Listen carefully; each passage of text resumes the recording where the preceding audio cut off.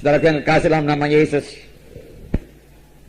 biarlah semua kita lapar dan haus akan kebenaran, lapar dan haus akan firman Tuhan, lapar dan haus akan kuasa Tuhan, lapar dan haus akan urapan Tuhan, lapar dan haus akan mujizat Tuhan, lapar dan haus akan hikmat daripada Tuhan. Oleh sebab itu saya minta saudara memiliki pikiran yang rohani. Tanpa pikiran yang rohani, saudara nggak bisa menangkap perkara-perkara rohani. Saudara tidak mengerti bagaimana mengerjakan pekerjaan Tuhan ini. Terlebih pada akhir zaman ini, Tuhan mau bekerja dengan sungguh-sungguh. Dan Tuhan hanya memakai orang yang sungguh-sungguh, yang sungguh-sungguh rohani. Pada akhir zaman ini tidak ada yang mustahil bagi orang yang percaya. Saudara rindukan sidang 100 orang, Tuhan berikan 100 orang. Jangan batasi kuasa Tuhan. Tapi apakah saudara rindu? Apakah saudara haus untuk itu? Apakah saudara berdoa buat itu? Ini soalnya sekarang. Adakah kehausan? Sebenarnya kehausan lebih parah daripada kelaparan. Memang firman Tuhan berkata, berbahagialah orang yang haus dan lapar, atau lapar dan haus akan kebenaran, karena mereka itu akan dipuaskan. Berbahagialah orang yang miskin di hadapan Tuhan. Siapa yang mengaku miskin, ya, mereka lah yang punya kerajaan surga. Miskin perkara-perkara rohani, tapi jangan miskin tinggal miskin, saudaraku. Miskin itu membawa kita minta kuasa, minta urapan, minta jiwa-jiwa. Miskin pelayananku Tuhan, miskin sidangku Tuhan, miskin jiwa-jiwa, miskin kuasa, miskin urapan. Tetapi maunya kita jangan miskin secara rohani, amin. Saudaraku, sebab rohani nggak bisa dilikuidasi, kecuali kita sendiri yang melikuidasi diri kita. Kita sendiri yang nggak mau kaya rohani. Kita sendiri yang nggak ngejar perkara-perkara rohani. Kita merasa puas. Tapi jangan saudaraku krisis rohani, saudaraku. Oleh sebab itu mari lapar dan haus akan perkara-perkara rohani. Firman Tuhan berkata, jikalau kamu mengasihi dunia ini, jikalau kamu memikirkan dunia ini, memikirkan materi dunia ini, ya, memikirkan kebesaran dunia ini, tidak ada padamu kasih Bapa. Tidak ada padamu pikiran rohani. Ini artinya, saudaraku, kejar dunia ini. Kejar dunia ini, saudaraku. Saudara, dunia pun tak dapat kalau kita mengejar dunia ini. Apalagi hamba-hamba Tuhan, saudaraku, kejar dunia, nggak akan dapat dunia. Tahu saudara mengapa nggak dapat, saudaraku?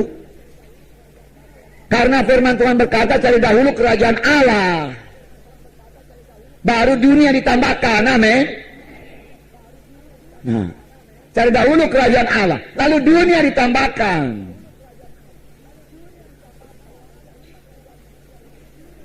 Kalau ada hamba Tuhan mengejar dulu dunia, saudaraku, dunia pun nggak dapatnya, apalagi rohani. Kejar kerajaan Allah, lalu dunia diberikan Tuhan. Amin, saudara. Ya, kerjakan sungguh-sungguh pekerjaan Tuhan, lalu dunia diberikan Tuhan. Amin, saudara. Nah, haleluya. Nah, saudara kita kasih dalam nama Yesus.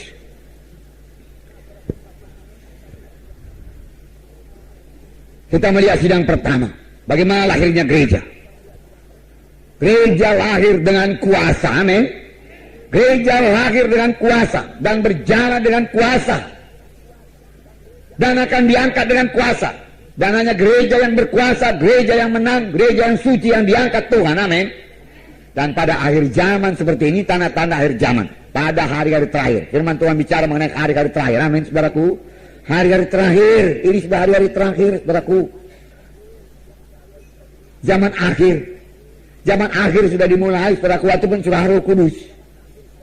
Sebab Petrus berkata, pada hari-hari terakhir aku akan mencurahkan Rohku. Amin.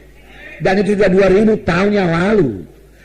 Dan kemudian saudaraku, 2000 tahun kita ini hidup pada hari-hari terakhir dari hari-hari terakhir.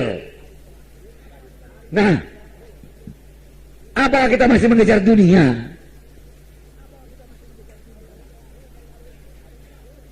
Hari-hari terakhir dari hari terakhir, tanda-tanda akhir zaman sudah genap lah ini, saudaraku. Banyak sekali sekarang orang Kristen berdoa.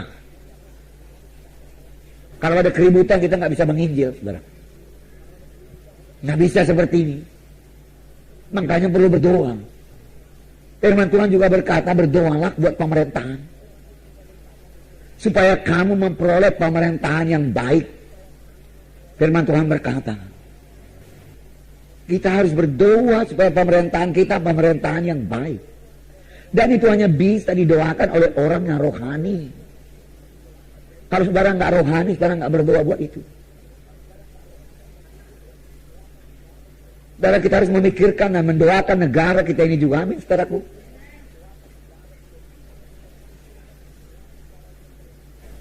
Tetapi saya mau mengatakan pada saudara, belum terlambat kalau kita ini semua orang-orang rohani. Amin.